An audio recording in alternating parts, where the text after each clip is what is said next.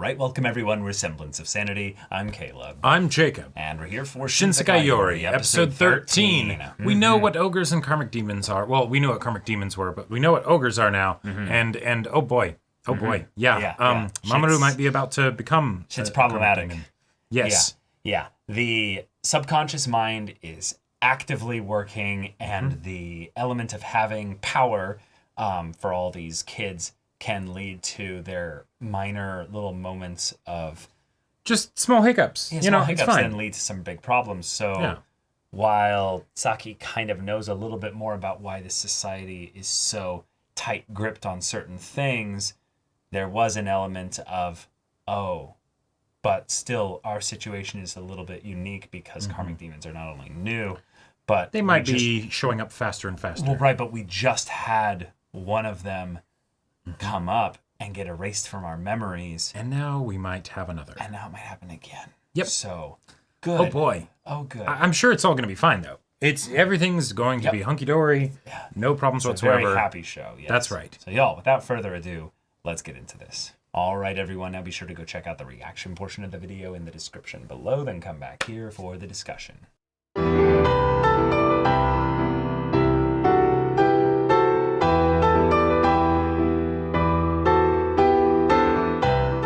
All right, track down Mamoru. We did, and I gotta say, this is the best outcome. This is the happy timeline right now. Very, very good outcome. Mamoru found. The monster rat was just trying to help. Just helping. Mamoru is okay, but Mamoru can't go back, and I like this because it's the the thing that we were afraid of happening. No, don't worry, that didn't happen. But there's consequences from this because now what do you do when you have to keep your friend safe and okay? Outside of the place of protection. Outside of the place of protection and without the society knowing.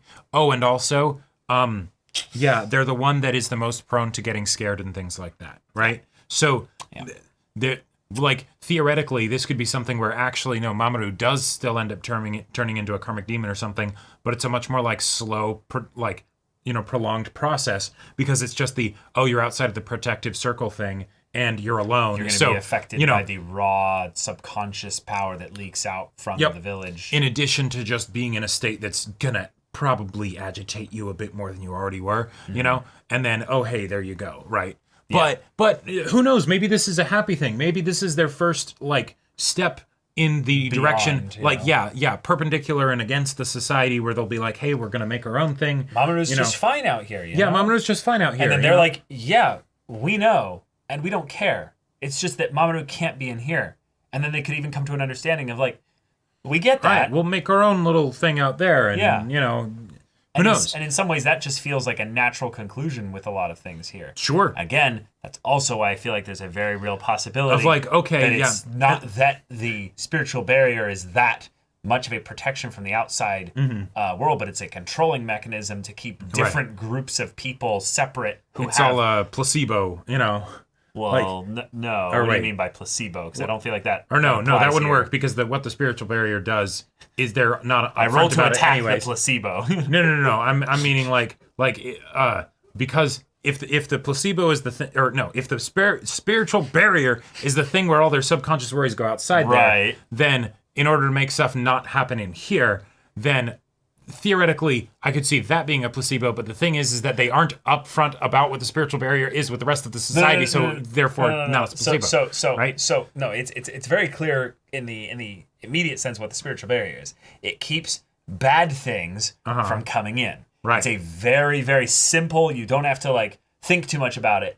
But the main thing is that there is an actual mechanism by which negative subconscious power usage, energy, and stuff like that leaks out and thus can't come back in.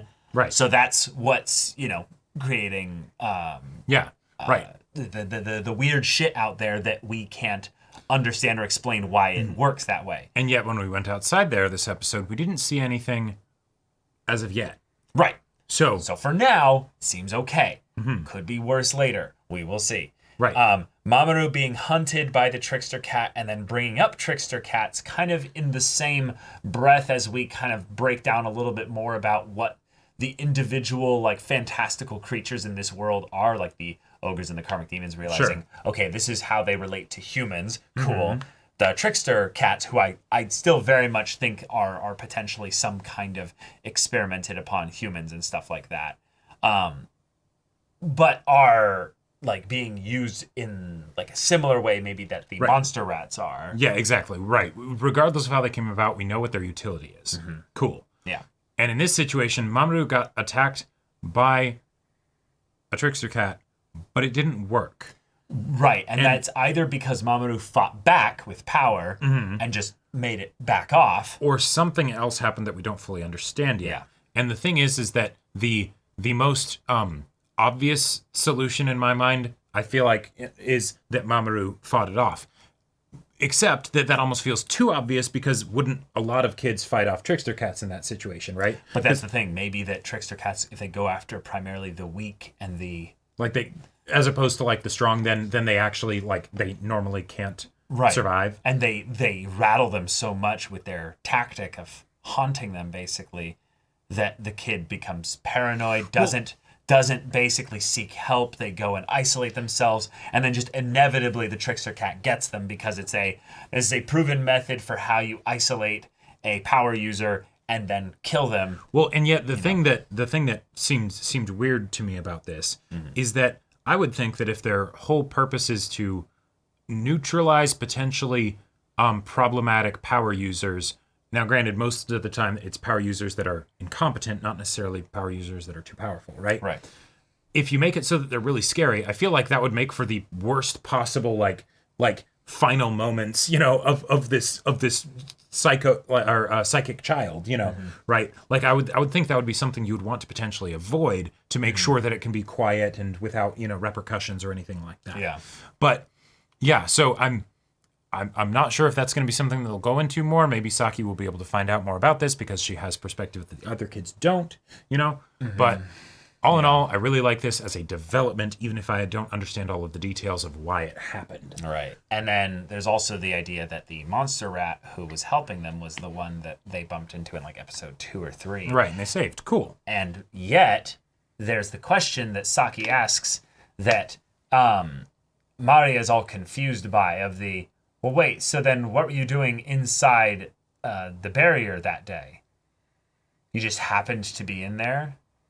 And then Maria's like, wait, what? Why are you grilling this this monster rat here? Yeah, so the monster rat says, subtitles are dumb. So he helps. Right. And it's like, okay, yeah. Seems fairly standard. Thanks for saving him. Yep, yeah. Why did you follow him? And then it's I just happened to pass by. Mm-hmm.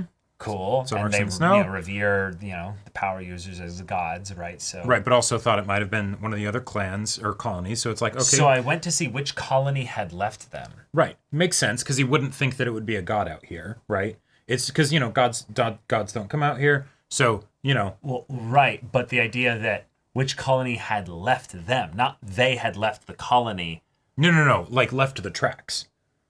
Oh, I see. Them being the tracks. Yeah. Okay. Gotcha. I thought them was meaning the person. But yeah, them would be the tracks here. And then Saki's like, you just happen to be inside the spiritual barrier. And right. Which is, no, that's a very real question here. Is the, wait. So then, what were you doing in there? Right. And is there a possibility, just throwing it out there, that then this monster rat has been tasked with observing the I would not be kids? surprised. Yeah, what were you doing there? Yeah. Does it matter? And it's like, well, for you guys, you might not think you it might matters. not think about it. But with the new, and the thing is, it might not matter. It might not. It might just be a thing. It might just be a way. It might just be a way to show that because of the new information that Saki has, she's more worried and paranoid about the monster rats. Exactly. Yeah. And that might also be something that then the other kids notice, and that might, cause division or whatever, like any number of things could happen there. But it could also, I could totally see it being something where let's run do the kids save a monster rat test to see how willing they are to break rules, since they're not supposed to do these things and all that stuff. Sure. And then it's they did save that monster rat. Interesting. Okay, cool. All right.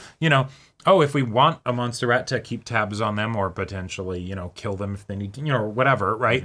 Here's how we can, like, if you're sending the monster rats to potentially kill kids, right? Which, granted, for ogres specifically. And granted, that was something that happened back then that wasn't necessarily said to be something that has been ongoing. But...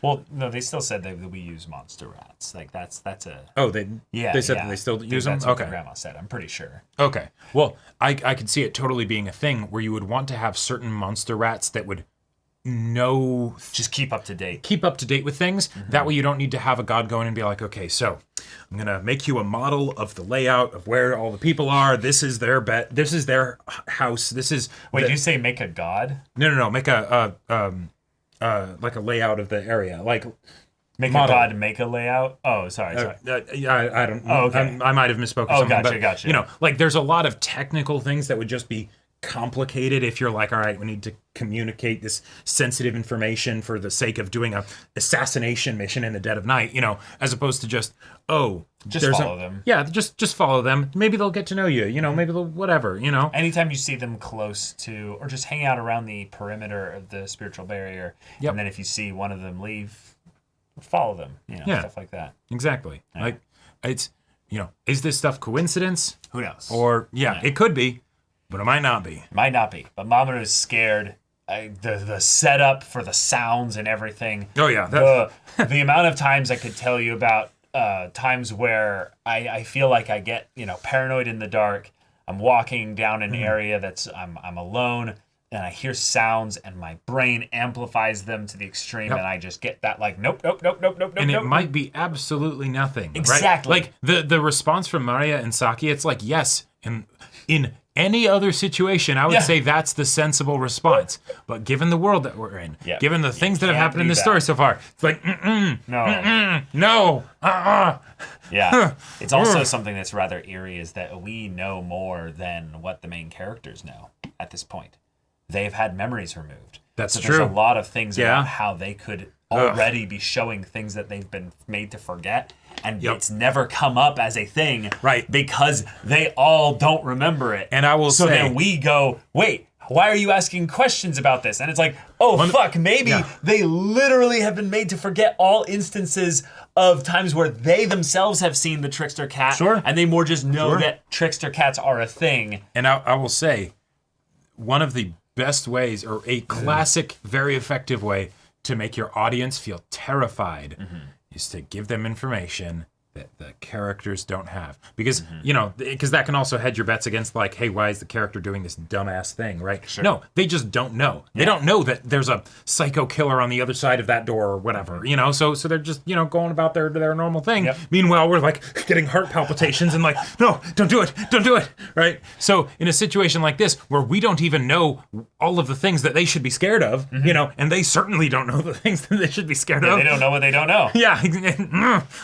All right, but great setup episode, and now we have to figure out what to do with this. So good luck, y'all, and thank you so much for watching this episode's reaction and discussion. If you want to see the next episode's reaction and discussion right now, though, go check out the link in the description below for our Patreon. You can get an early access there. You can watch full-length timer reactions there, and all this comes with Discord access, so you can chat with us in the community there about this show, about anime in general, and also be sure to check out our Twitch channel. We stream every weekday. The info's in the description. Yes, if any of that interests you, we'll see you there. But until then, we're Semblance of Sanity. I'm Caleb. I'm Jacob. And we'll see you all next time.